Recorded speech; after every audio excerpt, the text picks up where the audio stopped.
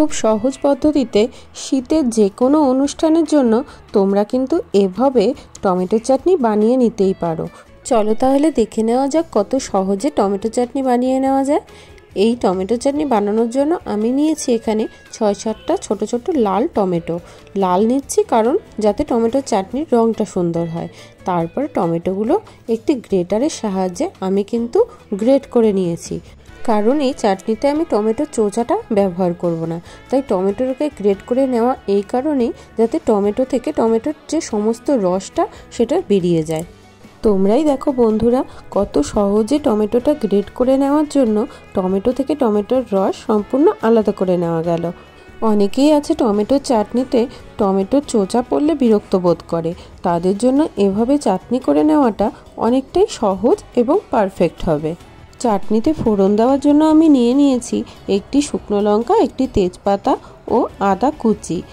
এবার গ্যাসে বসিয়ে দেবো একটি কড়াই গরম করে দিয়ে দেবো তাতে সরষের তেল গরম হয়ে গেলে ফোড়নগুলো দিয়ে দেব।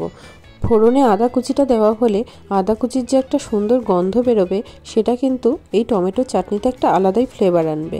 ফোড়ন থেকে সুন্দর গন্ধ বেরোনো শুরু হলে আমি দিয়ে দেবো টমেটোর পেস্টটা দিয়ে খুব ভালো করে নাড়াচাড়া করে নেব এবং এতে দিয়ে দেব অল্প একটু লবণ।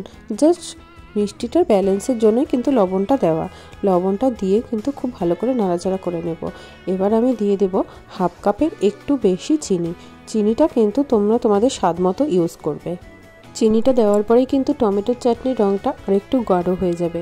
চিনিটা ভালো মতো গলে যাওয়া পর্যন্ত অপেক্ষা করতে হবে। চিনি ভালো মতো গলে গেলে আমি দিয়ে দেবো কিছু ড্রাই ফ্রুটসের মধ্যে আমি দিয়েছি হচ্ছে কাজু বাদাম এবং খেজুর কেটে রেখেছিলাম, সেই খেজুর। সব কিছু দিয়ে খুব ভালো করে নাড়াচাড়া করে নিতে হবে।